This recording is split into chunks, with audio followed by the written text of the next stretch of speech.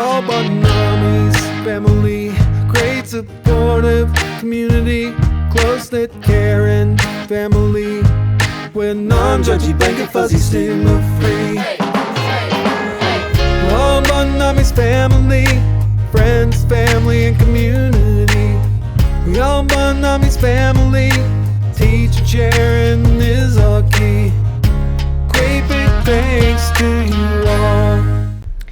Hello, and welcome back to another episode of Stigma Stompers, NAMI of Erie County, PA's one and only podcast. I am one of your hosts, Abby. And I'm your other host, Janana. Today, we are talking all things crisis residential unit, everything having to do with it, how to call, what happens when you get there, resources available at the CRU. And with us, we have Sharon Sandberg, who works with the CRU. So welcome. Thank you. And can you just start off by introducing yourself and telling us about your role at the CRU? Absolutely. So again, as you said, my name is Sharon Sandberg. I'm a licensed clinical social worker, and I've worked in behavioral health almost 25 years this year. So thank you. But for the last 8 years, I've been with Crisis. I'm the program manager primarily for the residential unit, but also support the crisis team, so Erie County Crisis. So I really provide the administrative and clinical oversight of the program. I also am a trainer in a lot of aspects in our agency, so really getting out there in the community and doing suicide prevention and intervention training, which is a big piece of the work that we do at Crisis, and really just providing a lot of different support, internally in our programs as well. So pretty busy job, but yeah, that's an understatement, I'm sure. Well, thank you. Absolutely. I mean, it's like you just stated, it's super busy, so we do appreciate you taking the time to chat with us and let our audience know what's out there. So as Abby mentioned, CRU, can you explain a little bit what that is and how that supports individuals who are in a crisis? Absolutely. So CRU is what most people call it if they know what it is, but it's the Crisis Residential Unit. We fall in what we call a continuum of services. So really the goal across our country and our state is to have a continuum of services in crisis so that people have somebody to call, somewhere to go, someone to talk to. We want to cover those bases in every way. So the goal at Crisis overall, just to kind of, I guess, give a foundation as to why the residential unit exists, is we want to help people in the community to get what they need, but in the least restrictive way. So if someone doesn't need the hospital setting, we don't want them to have to go to the hospital. A lot of people think that that's really the only options that they have, and we really want to kind of get that out there, dispel that myth that there's other options, that if you're really struggling, it's not like, oh, I have to go to an inpatient level of care. And that's really where the residential units come into play. So we consider it a diversion service, so diversion from inpatient. So if an individual is struggling with something, a stressor, something that is making things more unmanageable, they could call through Crisis. We could get them connected with the residential unit. And we have a lot of different services that we have, and really and we'll talk, I think, more about that, but our goal is really, how do we equip that person with tools so that they can manage if something like this comes down, the pike again. Whereas if you go into the hospital, it might be, hey, we're going to start a medication, maybe get you some follow-up services, and then that might be kind of the end of what they can offer to that person. So, really just helping to provide the best support that we can to avoid getting to a place of hospitalization. Yeah, definitely. What kind of what kind of crises do people have normally whenever they come to the CRU? Like, is it like a broad spectrum? Yeah, I would say it's very broad. I think when we think about crisis, it's not a universal experience, right? So every person is an individual. So what is a crisis to me may not be a crisis to you, right? So we have people coming in that, their stress is just getting out of control, maybe unmanageable, and they're struggling to kind of put things together each day and focus and get what they need to get done every day. All the way up to someone who's like really struggling with acute symptoms, right? So we see people with many different types of mental health diagnoses. So someone who has anxiety or depression, which most people can kind of connect with a little bit more than maybe someone who's experiencing a psychotic disorder, which if they're more acute and, being at our unit versus being in the community might be safer for them. So we can help, maybe adjust a medication or something like that. Yeah. But we see folks that are just kind of themes of like loss, maybe they're having some grief issues or a relationship issue or financial issues, which we know is such a big, concern in our community for a lot of people. So it's really, quite different for every person. But the point being they're reaching out, right? Yeah. That they're trying to get someone to help support them and try to figure out what's next for them. Yeah.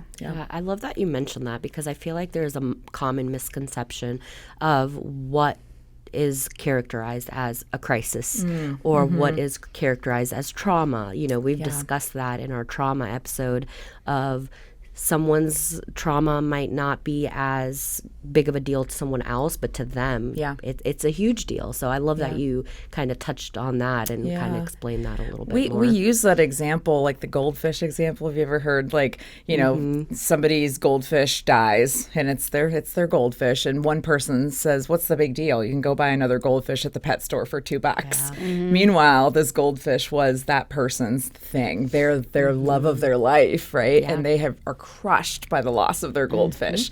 It's so different from how I view it from how they might view it. And we don't want to judge that crisis. Every person's crisis is their individual experience. And that's really, why, we don't say like, well, what's the crisis that checks the box that says you should be here? Because we can't do that. Every person's different. Yeah, absolutely. Yeah. Thank you for sharing that. Absolutely. Another question is, so do you mind taking us through that process on if you get a call and, it's someone who's going to be part of CRU? What does that process look like? What are the steps? So like from the gate, as far as like how they get connected with us? Sure. So because we're part of crisis services, a lot of people are aware of that kind of community resource, right? So our local crisis call center. So that's really where things start as well for the residential unit. So if someone calls through crisis and is willing to meet with the crisis clinicians, they're going to do an assessment with that person. They do the same assessment essentially, regardless of what the end goal is, whether it's maybe the person might need the hospital or maybe we're looking at outpatient service, whatever. So they come in, they meet with crisis. We talk through, what's been going on with the person, what can we help support them with. Crisis really works to identify if the residential unit's a good fit for the person. Things that sometimes might be a challenge is maybe if they have some medical concerns that are really not under control, we might need to get them medically checked out first. Or if the person is like utilizing substances and it's unsafe, for them to be at our unit. But ultimately, they can kind of help get that person to the right thing than if we're not quite the right thing right then. So they'll meet with crisis initially, and then the second kind of assessment piece is they meet with one of our registered nurses at the unit.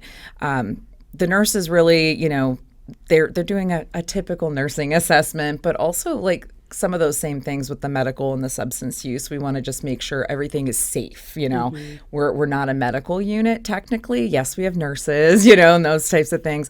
But we're not equipped like a hospital would be, if someone is experiencing acute like medical crisis or, substance use related, crisis. We're just not equipped for that. We're essentially going to call 911, So we want to ensure that we're the best fit for that person. So nursing really digs in a little bit further there. And then once they've done that assessment, they take it to our provider. So we have a team of nurse practitioners and physician assistants. Someone's always on the unit every day rounding, and they review that case with the provider. And they're really the person that ultimately makes the decision if the person's going to be offered admission. If they're not offered admission, we don't just leave them to their own devices. We want to make sure to get them connected with something else. frequently it's because of those same reasons I mentioned. Like we learn upon nursing assessment that maybe something else going on. So we can maybe work with crisis to get that person to a different type of level of care. But once that, provider says, yep, they're we're willing to accept them, we want to, give them admission, then we kind of start the ball rolling there with treatment. So. Wonderful. Thank you. How long is a typical stay, and what kind of care do they receive while they're there? Is that dependent on the situation? So I would say yes and no. So we're typically 5-day stay. So across, all of sort of the regulatory things, we are a 5-day stay, and that's the goal is that it's short term. It's very solution focused, that we, come in, we make some plans, make some goals, make some recommendations, get some tools in the person's tool belt, to manage better. And then they're on to the next, whatever it may be. So typically 5 days. I mean, that can be adjusted depending on an individual's needs, We'll, I'm sure, talk more about the services, but, we can start medications. We can adjust medications. We also know that someone starting a medication on day 2 or 3 and then them discharging on day 5 might not be the best for that person. We want to keep eyes on that person, make sure they're safe and they're not having side effects or things like that. So we have some flexibility depending on the person's, needs. Day to day kind of, our processes look. We have a routine, and then it's also individualized for each person. So we offer therapy on the unit. So we have individual therapy every day. You can meet with a therapist every single day, which is like a pretty amazing thing when you're in a crisis. We have 2 groups every day. So, and those are, general groups. We talk about coping skills. We talk about stress management. Sometimes we see themes in our groups, that are on the unit. So we try to maybe structure the group or the activity around what they may need. And then we have our providers, like I said, are there every day. So your first initial visit is a little bit longer, history and physical, talk about what's been going on, what's been helpful, what hasn't been. Are there needs, with medicine, referrals, whatever. And then every day you get to see the provider as well. So it's like, what planet do you get to see a provider every single day and a therapist every day? So, and especially when you're in an acute situation. In between, we have downtime, we have activities, things like that. Really try to get people engaged in a routine again. I think that's one of the biggest things for a lot of the folks that come in is they've just been struggling with the day-to-day, getting out of bed, maybe taking a shower, those types of things. So we really encourage people to be out on the unit, to kind of one foot in front of the other, right? Take care of your basic needs and that type of thing. And if you haven't been eating, maybe like, hey, we're going to encourage you to try to do those things and get back to a little bit of your normal, So, so again, it can look a little different for everybody, but we do have a kind of a basic routine. Cool. Yeah. Awesome. Yeah. So how does the crisis residential unit differ from the other crisis services that are offered? So, if we think about just crisis in general, our crisis, team, that goes out in the community, they're seeing people in the moment, right? They're helping to assess and determine what's next steps for that person. So the team that's in the, call center, they're going to take phone calls. They're going to go out in the community, meet with people. People can meet with them. They're really kind of on the spot, I think, treatment and decision making, right? Same thing if someone is seeking, maybe an emergency room, setting, the old treat 'em and street 'em kind of adage. It doesn't sound great, but it's really ultimately what they do. Like, we're going to take care of what we need to take care of and move the person on, right? Whereas we, even though we're a short program, right, 5 days is not a long time, we have an opportunity, right, to dig in a little bit more with people and really get to that individualized, like, hey, what do you really need? It's not every person that comes in with a broken arm gets the same treatment. It's every person comes in with their own crisis and gets their individual treatment. And we have that time, 5 days doesn't seem like a lot, but we've got it down to a science, where my team is really like attuned to, here's the things that we need to focus in on with each person. So yeah, it's quite different, I think, than some of the other, options that we have around. Yeah, definitely. Yeah. What kind of therapies or treatments are available to those who are staying there? So treatment-wise, or therapy, I guess. So we, the individual and group therapy every day. With our individual therapy, it's very solution-focused. Again, like, here's what we can, work on giving you tools for so you can manage better in 5 days when you go home. We're not going to be able to fix a lot of the concerns that the person comes in with necessarily. Some of those basics, like very concrete things, sure. But, if someone's coming in with like maybe a heavy trauma, history or trauma experience, we need to really, connect them with the longer term services so that they have people to, to support them and really work through that. So our therapy, very solution focused. I do a lot of introductory things. So in addition to my role, I also support the therapy team and provide therapy at times. So we do a lot of introduction to things like cognitive behavioral therapy and dialectical behavioral therapy, and really some of those things that people think like they're like these fancy things, but really it's about our thinking. Like, how can we adjust our thinking or think about how that's affecting us, in our behaviors and things like that. So therapy is kind of fun there because it's so, like, what does this person need? Let's dig in and learn a little bit about them and then help provide some basic introduction to some things. Group is the same kind of thing. Like I said, it's pretty general. We do a lot of different things. We have some fun, We like to have fun, and laughter is, the best medicine. Treatment-wise, otherwise, we can prescribe medications. We can start medications. We can adjust medications. It doesn't matter who the prescriber is in the community. We can work with that. We do have individuals bring in their own medications from home. So, if they're already prescribed something, okay, bring it in. Let's look at what's going on so we can try to help you sort that out. Medications are not the only answer. We recognize that as well. So we're also not a program that's going to like push medications. If someone is like, that's just not my thing, not my jam, that's okay. Let's talk about other ways that we might be able to work through this. So really, again, we try to be as individualized as possible. And, every discipline comes together to work on that what's best for that person. And we involve that person in every step of the process. We never make a decision for that person without them. So I think that that's also a really important thing for people to hear, because sometimes you go to the hospital, decisions are made for you. And that's, provided some negative, experiences for people. Yeah, absolutely. I like that a lot because I feel like a lot of the time with mental health specifically, I mean, even medically as well, physical health, people are left out of the conversation having to do with their treatment plans, and they're also given like a very blanket, like, this is what we do for everyone. We're going to test that first. So then it takes longer to get really individualized care, individualized medications even. So I like that it's not just a blanket, we try this on everyone first. Absolutely. I feel like that's how it should be. Yeah. And I think, again, it goes back to every person is different. And when we see people who, we see people that walk in the door who have never seen anyone for their mental health before. Never.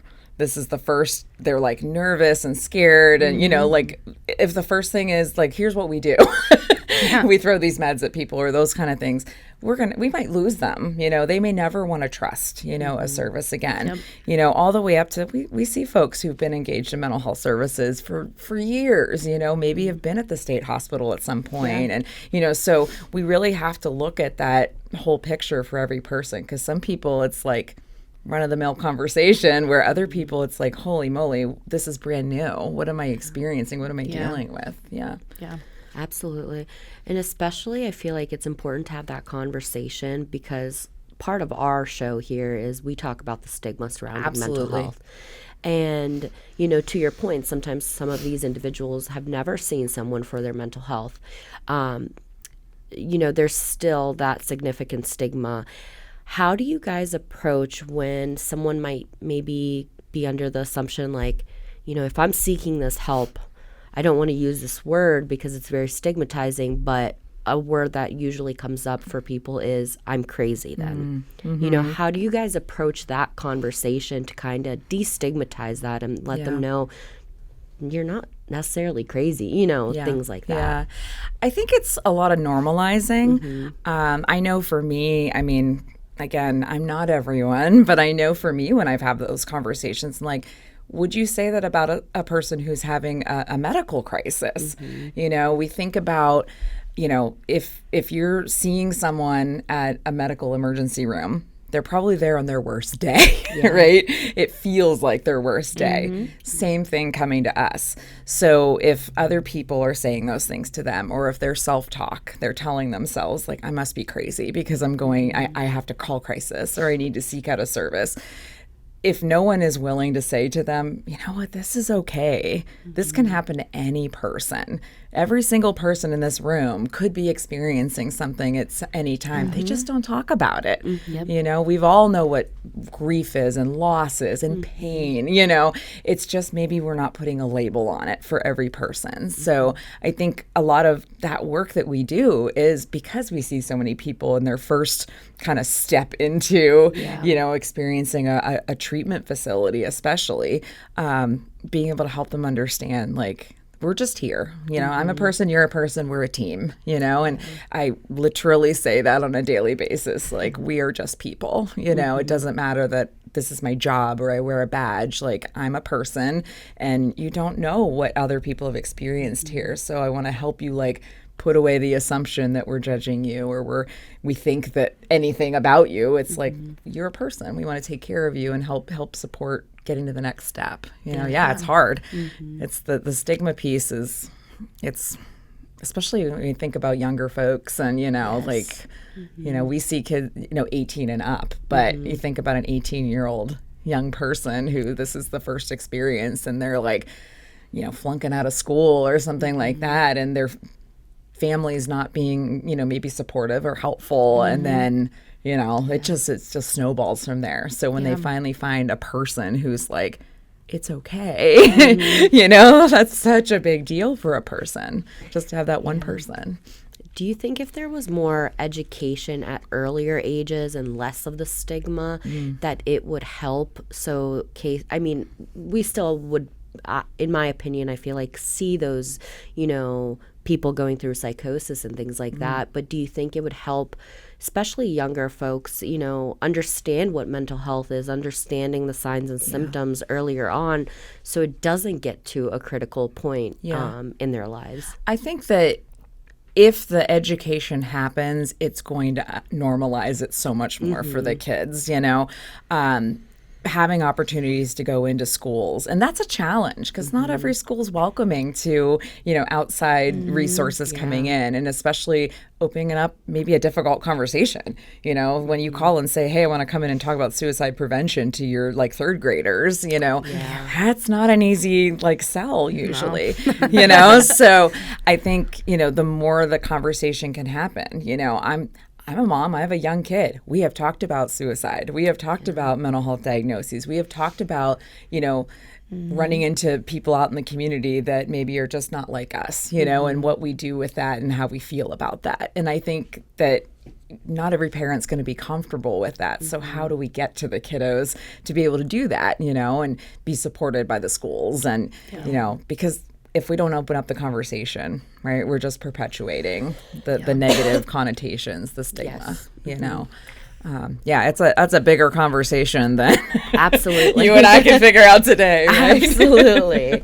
Thank you so much for sharing your insight. And it, like you said, you guys, I know even before we started recording today, I think going into schools, and I know for myself, my first, the anxiety and everything started at a younger age, like middle school, high school.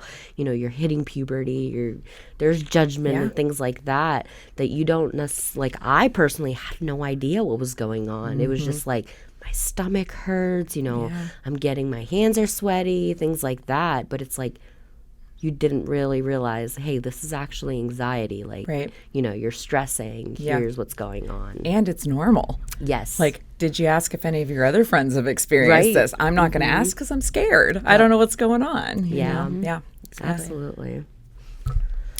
Kind of back to the unit itself. Sure. Is it voluntary? Can people be brought in against their will? It is 100% voluntary. We, we recognize that involuntary, commitments to the hospital and things like that can really be traumatizing to people. So we are a locked unit from the outside, but not the inside. So ultimately, if an individual just doesn't want to be there for various reasons, they can choose to leave. We do, we work with folks that are, probation, parole, things like that, but they can't be mandated to the service, which I think is also, we hear that in the community, like, trying to mandate people to programming and things. And it's like, well, but if they don't want to be there, we can't force that. We want to work with the person to help them, like, maybe see that they do want to be there, ultimately. But a lot of times the connotation is, if I'm forced to be there, I don't want to be there, and I'm not going to do the work. When really, if we would just kind of maybe reframe it, they would want to be there voluntarily. So yeah, that's one of the probably greatest things about, like, not being in a hospital setting, is that, people are choosing to be there and be in that service, and that hopefully means that they're ready to work on, whatever they need to work on and make those goals. So yeah, absolutely. What is your guys' capacity at the crisis, the CRU? We're 8-bed. Okay. Yeah. So 8 beds for a pretty large county. Yeah. But, we kind of wax and wane. We might be full for a period of time, and then we might drop down. I mean, you never know. Yeah.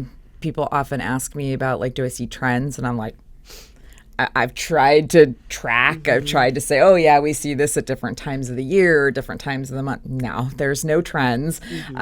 Because, again, I think it totally runs off of people's experiences, right? So we're not, like, seeing, like, oh, some people have said to me, oh, the end of the month when people's benefits are running out. And I'm like, no, I don't see that as a trend. Yeah. I think people that, maybe struggle in that way have learned ways to survive and manage, so it's like there's no real trends on that. Yeah, absolutely.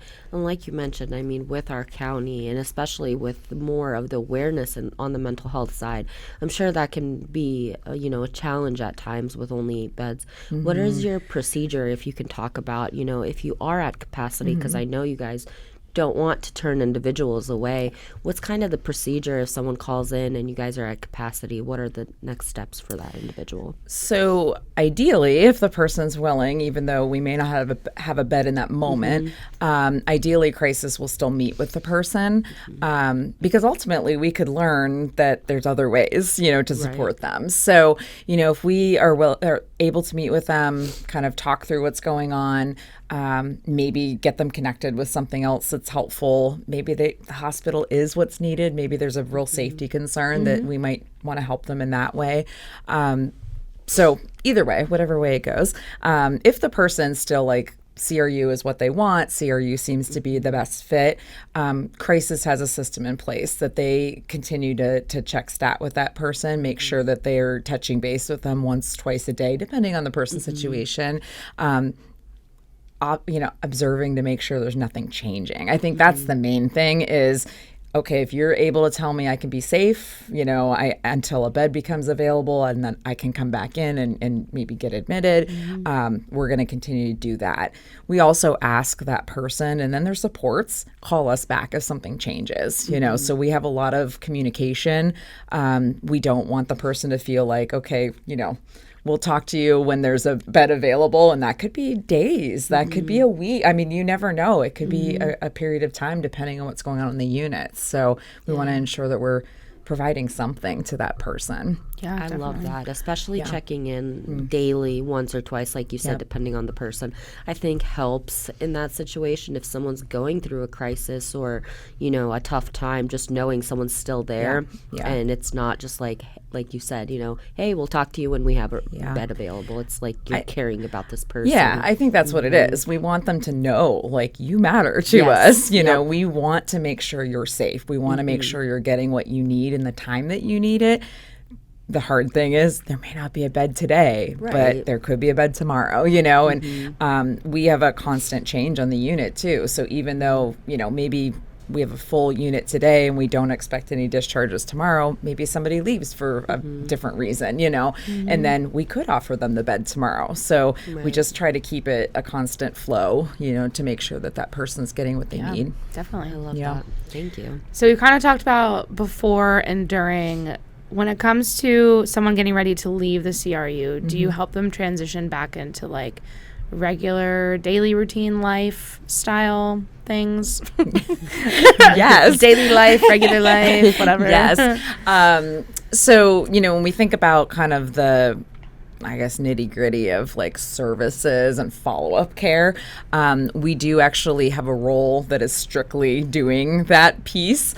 So we have a service coordinator who, you know, day one of that person's stay, she's having a conversation with them like, hey, what services do you already have? Do you need services? Kind of talking about the person's, you know, what do you already have in your toolbox for those types of things. And then we want to make sure that they have some follow-up care. Our rule of thumb is we want at least one mental health follow-up appointment within a week of their discharge. That really comes down to safety. So we know that the highest rates of people following through with thoughts of suicide is within 2 weeks of an inpatient stay, whether it's residential or hospitalization. So 2 weeks after, you know, and, you know, the I think overarching feeling a lot of times from family and supports is, well, you were discharged, so you must be okay. And really, ultimately, it's actually one of the most dangerous times for someone who's having thoughts of suicide, especially. So that discharge planning is a huge part. We start that from day one, and we want to make sure that there's some follow-up services. We also want to engage any natural supports, you know, if there's family supports involved, if they have friends, neighbors, whoever, you know, that they want involved. We want to make sure that conversation's happening as well. It's hard to discharge from a service, even after 5 days. That's a short stay kind of in the grand scheme, but sometimes it's really difficult for people to transition back to life, you know. That's also where the therapy piece comes in. Like, what are we going to do when we go home? You know, we can't fix all the problems, but what can we do to manage it differently? So there's a lot of conversations around, you know, discharge planning and what's next, you know, throughout the stay. I feel like a stay there is obviously a break from reality. So and just being able to fully focus on what's going on with just you. So I feel like that transition is probably way harder than we can even grasp, not going through it, just having to go back to reality and worrying about kids, money, a house, whatever. And also trying to take care of your mental health with all of the information that you learned over 5 days. So I feel like that just has to be really difficult. It's difficult, and it's sometimes even right from the gate, you know, like we work with parents, you know, parents that come in and they've got this incredible guilt that they're taking care of their mental health needs and they're leaving kids at home. And sometimes it's a lot of conversation with those individuals to say, listen, like, hey, I'm a mom. If I had the 5 days to step away, knowing my kiddos were being taken care of, I mean, that's a big piece of it. You know they're safe. You know they're taken care of. Are you being the best that you can be right now for your kids? Usually the answer is no. Okay, take this opportunity, right? Let's work through some things. Let's step away from all those other pressures. Because when you go home in 5 days, yes, the pressures are going to come back, but you will be in a better place to be able to manage those pressures. And I think that sometimes that part of the discharge planning is like, it's okay that you're here, you know, and that you're working on you. you know, because it's hard. You know, people walk away from a lot of things to get treatment. And that's why a lot of people don't get treatment. And they just kind of try to white knuckle it, right? Because they are scared to walk away from those things, or that their kids are going to hate them because they went to a treatment facility. And it's like, your kids are not going to hate you. Your kids are going to love you, that you're back to being mom, you know? So, yeah, it's a bigger thing than just appointments and, you know, making sure the practical things are in place. Yeah, definitely. Yeah. I think a great analogy to kind of describe that, what we've talked about before, is the mask analogy. Like, you need to make sure you put your mask on first and take care of yourself. Like, if you're in a plane, before you're helping the person next to you, even your child, because if you don't help yourself, you can't help those around you. So that kind of reminded me of that analogy we've mentioned multiple times, I feel like, in the episodes. On here, Yeah, it's so true, though. I mean, it's 100% true. And I think it's one of those things, again, if you can use an analogy that most people can go, oh, yeah, you're right, then you can go, okay, then why is this different from what you're telling me? Because what you're saying is exactly what the mask analogy is, or saying like, well, I would support a person that has a diagnosis of cancer. Well, then why are you not judging yourself because you're experiencing a diagnosis of something that's hurting in your brain, right? You know, so it's a good one. It's one we use a lot too. I feel like we always use it, even in the office. It's constantly talked about. So you mentioned a little bit about the family and support systems. If a family member sees that their loved one is struggling, are they able to call in for them? And what does that process look like? Yeah, absolutely. So with crisis, it's really any concerned person can call. So it can be the person calling for themselves, a family member, a neighbor, somebody walking down the street, you know, sees somebody that they're like, something doesn't seem okay. So really that starts a process for us. So if it's a family member or someone, you know, concerned person calling in, we, you know, take that information, you know, again, regardless of what the person's calling in for. So this is just general crisis process. We take the information as much as they can give us, you know, and sometimes it's very nominal, you know, like, well, I see a person at country fair and they seem like they're not okay, you know, so, okay, what are they wearing? Did you get their name? You know, those types of things. That's helpful too. And, you know, we take all that information, then we outreach to the person. So, you know, family may call in and say, I think my loved one needs to go to CRU. Well, did you talk to your loved one, you know, to see what's going on with them? Or if they're even accepting of talking to one of us from crisis, because ultimately, you know, a person can say no, you know, so it's really helpful, you know, from the family side of things. What have you tried? You know, have you talked to them? Have you even offered like options, or maybe, hey, I can get crisis on the phone, or hey, do you want to go drive over to crisis and talk to somebody? So yeah, we take calls from anybody. From there, it's going to be a very different, you know, situation depending on the person's acceptance of being able, you know, wanting to talk to us and seek services. Yeah, absolutely. How can a family member best support their loved one that is being discharged from the CRU? I think really talking to the person. One of the things, I talk about this all the time, one of the things that I love that we offer as a tool is a crisis plan. So basically our crisis plan, you know, we work with the person when they're on the unit to identify things like, okay, what are your triggers? What are your warning signs of like an impending crisis, or that you might be experiencing thoughts of suicide, or things aren't going well, right? But my very favorite part of the crisis plan is, okay, I'm going to identify my people, right? My supports, my people that I would reach out to, but also I'm going to identify what they can do for me. So really having a conversation with their family member, their loved one, to say like, hey, what did you learn while you were there, and what can I do? You know, what's my next steps if I notice that you're struggling? Because we know that family members, even though they may, you know, think they're doing the right things, may have a tendency to do what they think is right, but not necessarily what's right for that person. And that's just across the board, not even 100%, right? You know, it's funny because we talk about like sympathy and empathy, and it's like, you know, people think that shoving sandwiches at people's faces when they're, you know, grieving is what's going to fix the problem. And it's really more of like, can you just be with the person and like help them know that you can understand to a point what they might be experiencing. Same thing with family members and how they can support, right? Like asking, you know, I think people are scared, like they're going to break this person if I ask them, like, what can I do to help, you know, or, you know, if I see these certain things, is it okay with you if I call crisis for support? Because I'm not sure I can be that person, you know, and that's okay too. But, you know, involving that person in that conversation. Yeah. You know, I think a lot of times families talk around, you know, their person, but they don't talk to that person and really engage in that conversation. So it's a big, and I hear that time and time again from people like, my family just doesn't talk to me and they don't know what to do. Okay, well, that's another conversation to have. Yeah. Absolutely. Yeah. I know it's sometimes hard to see signs and symptoms of individuals who might be struggling. What are the most common things that family members or loved ones can look out for if they see someone is struggling?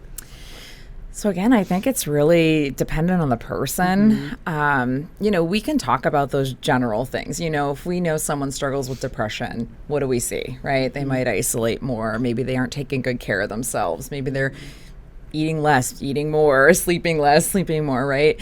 Those are pretty general things. But I think when it comes down to these things, it's that person again. So we teach in one of our trainings that anything can be, you know, a sign, and then nothing can be a sign, right? So if you notice, so the more we know a person, obviously, is going to be a little easier to identify that something's off. But anytime you can talk to a person and just notice, like, something's different, right? So it might not be blatant, you know? It might not be like, oh my gosh, you haven't gotten out of bed in a week, you know? It might be just, oh, they just seem a little more snippy with me. This is out of their character, you know? And I think the challenge a lot of times is we want to just be like, ew, what's wrong with that person? Versus, hey, I just noticed like you've been a little bit more like short with me. Like, can we talk? Is something going on? And I think people are scared to start those conversations because I think people are scared of what's next. You know, what is that person going to say? Similar to like the suicide conversation, you know, people are scared to ask if someone's having thoughts of suicide because they are afraid that person's going to say yes, you know? So I think we can all get education on general signs and symptoms, but again, like what can we watch out for with that individual? It's going to be very different for every person. Can you talk more about the misconceptions of the suicide conversation? We teach this in mental health first aid, but the misconception is that people think if they ask them, it's going to put the idea into their head. And that's not true. It is not true at all. It's one of the biggest myths of suicide intervention that has just been perpetuated and perpetuated. Really, ultimately, you know, when we talk about asking about suicide, if the person's thinking about suicide, they're thinking about suicide. If they're not thinking about suicide, they're not thinking about suicide. It's not all of a sudden this light bulb went on and they're like, oh, yes, I am talking about that.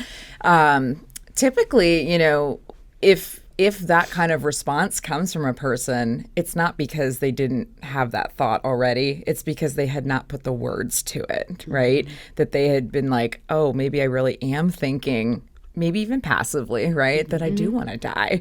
But I just never thought about it in the way of suicide, right? So, yeah, we do a thing in a training where it's like, you know, would everybody pass your wallet up to the front. Are you going to do that if we just tell you to pass your wallets up here? Right. Well, no. I would hope you would question that, right?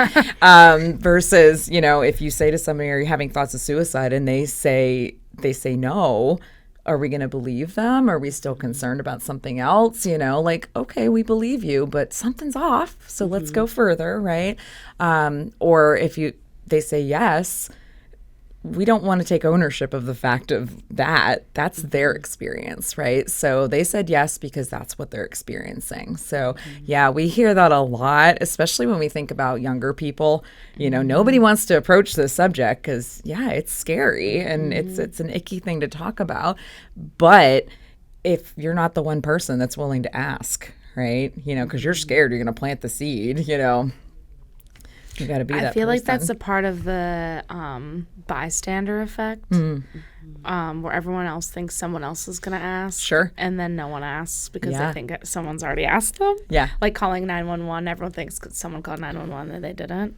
So I feel like just do it. Just ask. Yeah. Well, and all the more reason why the training and, you know, having people being willing to sit down and have that conversation. You know, like I said, 8 years, and I've been doing a suicide intervention trainings for the entirety of my time with Safe Harbor. And I'm so passionate about like every single person in this community should have suicide intervention training. Yep. And there's a lot of misconceptions that it's not me that should be doing this, or I'm not the one. I'm not trained to be able to talk to people. And it's like, well, in reality, we see it's less the professionals that are the ones that are going to actually support and be the first line of defense, right? It's more the people that you wouldn't expect. You know, it's teachers, it's, you know, bystanders, it's clergy, it's people that aren't necessarily like, oh, you're a mental health professional, right? That are going to be the helpers. So, you know, it's so important that people set that aside, right? And learn that you're going to potentially save a life by asking one question and then getting them connected to what they need. Yep. You don't have to be the end all be all helper, right? Absolutely. Yeah. Do you mind sharing or have a specific maybe experience that you can share? Of course, you don't have to use names and things, but how the CRU program has been beneficial to someone. Do you have a certain experience or thought in mind that has occurred? I think, I guess in kind of more generalized terms, I think I've had a lot of people come back. And so it's not a one and done, right? You can come to our service, you can come back to our service. You know, we see some folks that, you know, they come back for their tune-up every year, you know, or because they have the, you know, maybe it's the anniversary of an experience that they've had and it's helpful for them to have support or something like that. I think those kind of stories is what speaks to me as to like why we exist and that we're doing the job, you know, to really support people. We also provide an exit survey to every person too. So when we get feedback on, you know, this staff person really made a difference, or my gosh, I felt safe here, and this is the first time I felt safe in months, or whatever, you know, those kind of things is what like really I think keeps us going.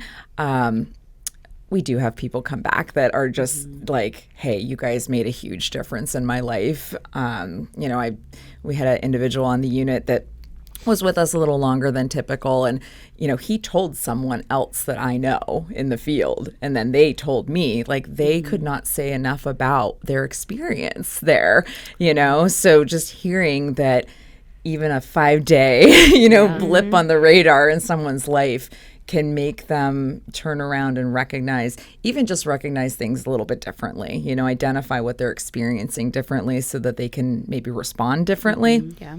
That's all we're asking for, right? We're not going to fix the world, but, you know, being able to just stop and think about something in a more positive way, or, you know, act differently, you know, that's the stories, you know. It's so bigger than just a story, you know. Absolutely.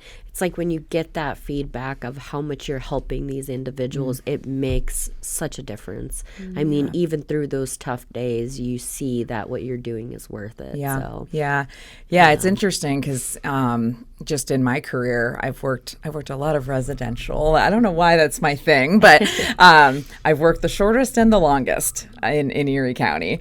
And it's funny because when I worked longer term and I was a full-time therapist, I was like, oh man, I just love this. I get so much time and opportunity to work with people and really like dig in, right? Nitty gritty. And then when I took my role for CRU and I was like, oh, here I am in the shortest program. But to recognize the impact is so strong that when a person comes in a crisis and they feel like it's the end, right? They feel like they can't go on or nothing's going to get better. And just helping them recognize like what they're experiencing is right now, right? It's not tomorrow. It's not next week. It's not a year. It's right now. And let's think about that and how we can go forward. It's a big deal. Yeah. That's amazing, because I feel like a lot of times when we're feeling anxious or panicked, we think more into the future of what could happen, what's going to happen, and, all these terrible things than kind of focusing in the moment, what's going on now and resolving that. The what ifs do not help. Absolutely. It takes us in a whole nother direction. And I agree. Yeah. What advice do you have for someone who might be afraid to reach out for help? Advice. Just reach out. I think, and I know that's easier said than done, right? I think I would say we're a safe space. I think that in this world where we're scared to talk to a lot of people, maybe even people in our lives, right? Because we're afraid of that judgment, if only this one person you talk to on the other end of the phone line is your safe space, that you can, develop a trust that they aren't going to judge you. They're not going to, call you those names or, perpetuate this terrible feeling you already have maybe about yourself. I think that's what it is like, just know that one safe person exists, or team of safe people exists, I just think that it's how do you get people to recognize that, like, one call can be the key to getting you going in the right direction, which is hard. And I know that. I, of course, acknowledge that that's not an easy thing for a lot of people. I tell people all the time at the unit, like, they can't always identify strengths, because when you're feeling at the worst, you can't identify a strength. And I say, well, I think it was a pretty big strength that you walked in the door at crisis. You called crisis. I don't know if I could have done that on my worst day, So I think it's really like recognizing that you don't have to talk to everybody in the world. It's just doing that one thing for yourself. Can be the key. Yeah, definitely. Absolutely. And if our viewers and listeners would like to get in contact with Crisis or the CRU unit specifically, how can they go about to find more information or to just contact you guys in general? Yeah, so they would just call through our local crisis line, so 814-456-2014. We're also a call center for 988. So if they call through on 988, they're also going to get connected with the local resource, so they would be able to support and assist in that way. So everything really starts at the crisis center. So if it's like, hey, I want to learn more about this program, or I want to consider like maybe going there, that's their first step, is to call into crisis. Yep. Awesome. Thank you so much. Absolutely. And we just wanted to kind of, from NAMI's side, say that if you or someone you love is struggling, like Sharon said here, don't hesitate to call. And again, that number is 814-456-2014. You got it. There we go. Wow. We've said it so many times. It rolls off eventually. Yeah. So make sure to reach out, especially we wanted to, highlight CRU and crisis services in lieu of this month being Suicide Prevention Month. So thank you so much for joining us. We appreciate it. Absolutely. Thank you so much for having me. Of course. Thank you. And thank you for watching and listening, and we'll see you next time. Bye. Bye. Thanks for joining us on this episode of Stigma Stompers Podcast. We truly appreciate all your support. If you want to see more about what we do in our community, make sure you check out our website. It's namierie.org. Make sure you also click on our t-shirt store tab so you can buy a t-shirt. We get a portion of all the proceeds. And make sure you sign up for our newsletter. It has all of our programming and event updates. Another way you can get involved is if you feel comfortable sharing your personal story. You can email us at info@namierie.org, or you can give us a call at 814-456-1773. Thank you for tuning in, and we'll see you next time. Bye!